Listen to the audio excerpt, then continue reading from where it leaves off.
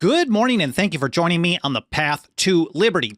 This is the Fast Friday edition of the show for June 18th, 2021. And today, I've got a bit of an I told you so episode. You may have heard that yesterday, the Supreme Court once again held up the Affordable Care Act. So on this episode, I want to briefly share some advice from a couple of leading founders on how to deal with federal acts outside of the Constitution. And then I'm going to talk about how we pushed that message to the right, to conservatives, for example, on how to deal with Obamacare. And then, of course, how they absolutely flat out rejected us, so maybe we didn't do a very good job. And well, the end result has not been very good. First of all, before getting to that, my name is Michael Bolden. We broadcast live every Monday, Wednesday, and Friday at 9:30 a.m. Pacific time from here in my home office and studio in downtown Los Angeles for the 10th Amendment Center. Our show homepage has everything you need to follow this program, all the archives on individual episodes. I link to stuff that I'm talking about so you can read and learn more on your own time. You can find all the different platforms we're on, video platforms, audio-only podcast editions, and even our membership program where you can put your financial faith behind our work for as little as $2 a month. We're just getting ready to hit our 15-year anniversary near the end of this month. And nothing helps us get the job done. Reach and teach more people about the Constitution and liberty and how to defend it than the support of the financial faith of our members. Again, 10thamendmentcenter.com/path to liberty is where you can find all that stuff. And look, I couldn't be more grateful for you spending some of your time with me today. Thank you so much for being here. Whether this is your first episode or you've been here for every single one since day one, thank you so much. But since it's Fast Friday, I promise to not take up too much of your time. Let's see if I can get this info out to you in the next 10 to 15 minutes. I want to first start out with Thomas Jefferson. Here is in his, what we can call his fair copy, one of his first drafts for the Kentucky resolutions of 1798 against the hated Alien and Sedition Acts. We know it was written sometime before October 4th, 1798. Here's in Jefferson's view how to deal with the federal government. He says, in cases of an abuse of the delegated powers, the members of the general government being chosen by the people, a change by the people would be the constitutional remedy. That is, when people in Washington, D.C., or in the federal government do stuff under the delegated powers of the Constitution, but they exercise it in ways that you don't like. You don't like the policies that they're doing. The change of those people, the vote the bums out strategy is the remedy. But, he says, where powers are assumed which have not been delegated, a nullification of the act is the rightful remedy. So whenever the federal government exercises powers not delegated to it, Jefferson's saying you're not supposed to go to the federal government in the hopes that the federal government will stop doing the stuff that the federal government wasn't supposed to be doing in the first place. You're not supposed to be going to one branch of the federal government in the hopes that the federal government will limit its own power. No, he says, a nullification of the act is the rightful remedy. It's actually a much shorter version of this, but very similar. Comes from James Iredell, one of the first Supreme Court justices. He was appointed there, nominated by President George Washington. Here he is in the North Carolina ratifying convention in the summer of 1788. And he says the only resource against usurpation, that is an exercise of power not delegated to the government in the Constitution, that is a usurpation. The only resource, not a good idea, not a primary, he said the only resource against usurpation is the inherent right of the people to prevent its exercise. This is not a constitutional right. This is not something that comes from parchment. It doesn't come from paper or any document. It doesn't come from government itself. It is the inherent natural right of the people to prevent its exercise. He says the people will resist if the government usurp powers not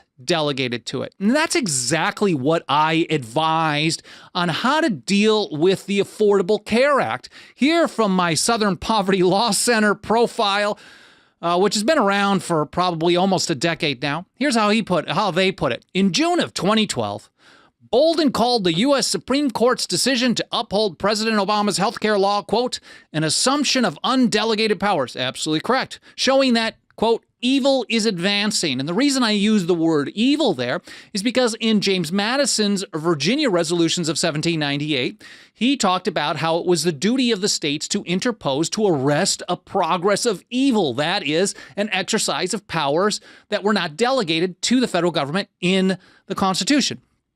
Back to SPLC, they said he urged tenthers, and of course they put that in scare quotes, to lobby their state legislatures to nullify it. But I actually did it far before 2012. Mother Jones specifically thinks it was 2009. I don't remember 2009. I seem to recall 2010 when I started pushing this. But here from an old article at Mother Jones, they said in early 2009, Bolden was nearly alone in saying that states should nullify, essentially ignore. See, they recognize the difference between the Calhounian style of nullification, which no one uses, and a refusal to cooperate, the approach that we take.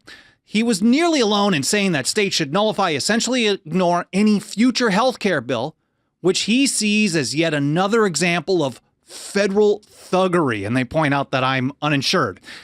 I recall first making the case on this in an event that we hosted, a nullification event in Fort Worth, Texas in September of 2010. I've got a link to that speech. Man, it has been years since I saw this, but I will link to it in the show notes over at 10thamendmentcenter.com/path to liberty. But that was in 2010. And we actually put together a 4-step program. We started out with 1 step, but we expanded it to multiple steps in the coming years. How to nullify Obamacare on a state-by-state level without waiting on the federal government to either repeal or have a federal court strike it down. What were the steps to take? I will link to those steps. I'm not going to cover them in any detail here, but it really relies heavily on the anti-commandeering principle of a refusal to cooperate with officers of the Union, as James Madison advised in Federalist 46, that states should be banned from helping implement the unconstitutional, the overreach of the federal act that is the Affordable Care Act. And even if you don't think it's unconstitutional,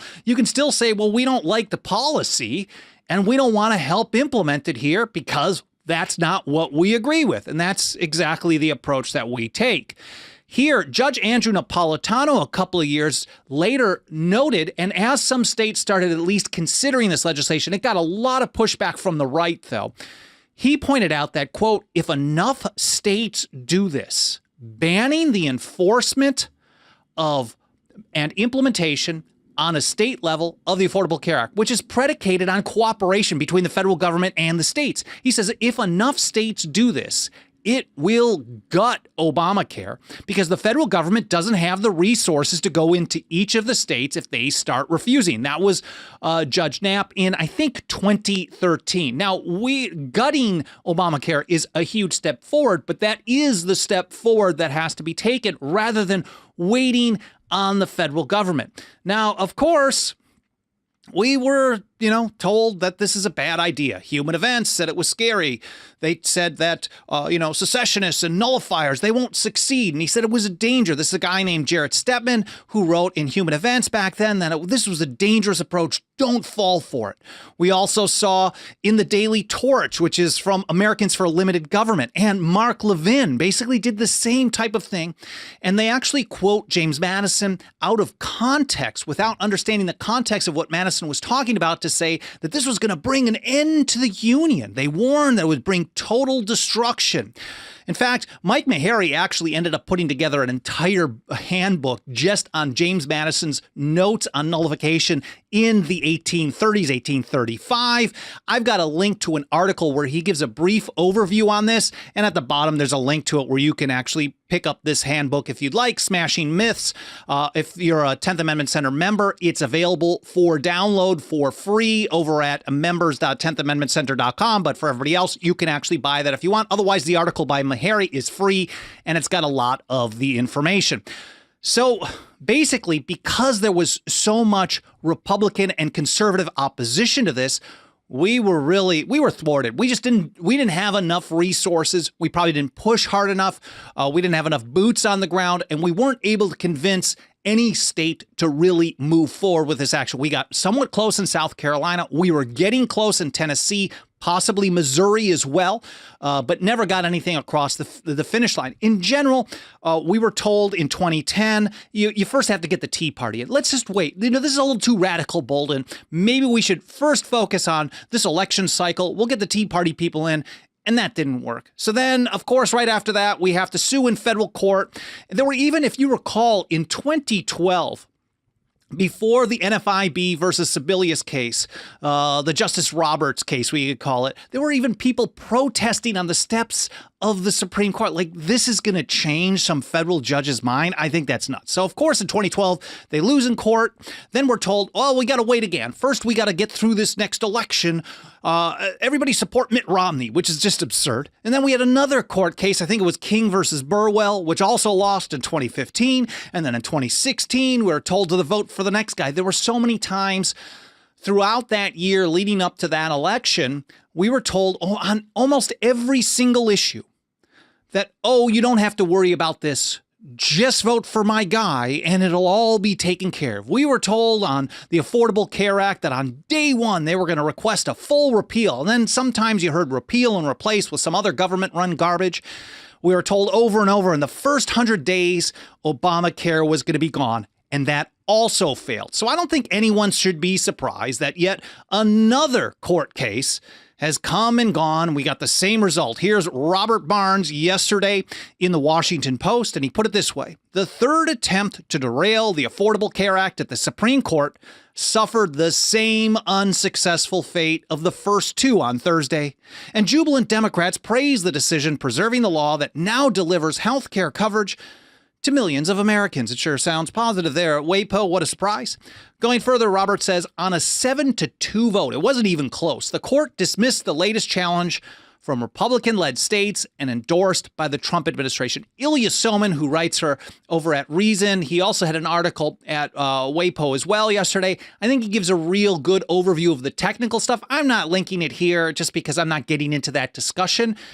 He was against the mandate, against Obamacare, the Affordable Care Act as far as the constitutionality, I think, as a general rule, but he thought that this particular case was just bad. It wasn't well done. So anyways, people keep putting all their eggs into this basket of change the people in Washington, D.C. They're going to repeal and replace. They're going to get rid of it over and over and over. 2010, 2012, probably 2014, 2016. And yet here we are. There's almost no opposition left because people kept saying, wait. And here's Brian McClanahan yesterday on Twitter. He says, I can't believe the Supreme Court upheld Obamacare. I know he's being sarcastic. It should be no surprise that the federal court acts as a rubber stamp. Here's Barack Obama himself yesterday. He says, today, the Supreme Court upheld the Affordable Care Act again. This ruling reaffirms what we have long known to be true. The ACA is here to stay. Look, at the end of the day, as long as people keep looking to the federal government to limit its own powers, no one should ever be surprised when the federal power keeps growing and growing and growing, no matter who's in charge. And that's why we live under the largest government in the history of the world. And for those of you who are watching rather than just listening, I've got the late, great Walter E. Williams, who is one of the few people in the conservative movement on the right who actually was on board with our strategy. Him, Judge Napolitano, is more of a libertarian, really on board with this strategy to reject, resist, and nullify Obamacare for many years. I think this is from back in 2013. He put it this way: citizens should press their state governors and legislatures to nullify Obamacare. And I still think this is the approach that has to be taken today and in the years going forward. It's not like, oh, okay, well, we tried for 10 years and failed. I'm just not sure if there's anyone in the grassroots that's really interested in pursuing this anymore. And I think that's kind of what happens with a lot of these social programs once they get stuck into society, as there becomes very little resistance to them over time. It becomes much harder to deal with. And that's why this whole strategy of vote the bums out, hope the federal courts will limit federal power, all that stuff is so dangerous. We were told over and over and over by people like Mark Levin or at Human Events that trying to nullify was dangerous, but literally relying on the federal government to limit its own power is far worse. Anyways, I hope you found this interesting. I hope you enjoyed the episode. I hope you have a great weekend coming up. I really appreciate you spending some time with me today. Make sure to leave a review on Apple Podcasts or any other podcast platform. If you enjoyed the show, smash the like button on YouTube, Facebook, elsewhere, subscribe and get notifications, comments in the archive. All that stuff triggers algorithms, tells platforms to show the program to more people, and I really appreciate that help. And of course, if you want to put your financial faith behind our work, help us celebrate our 15-year anniversary coming up in just a few more days, and help us push for the next 15 years and beyond. Our membership program starts out as little as $2 a month. We also have annual, 5-year, and lifetime membership options. That's over at 10thamendmentcenter.com/members. Thanks again for being here. I hope you have a great weekend, and I'll see you next week here on the Path to Liberty.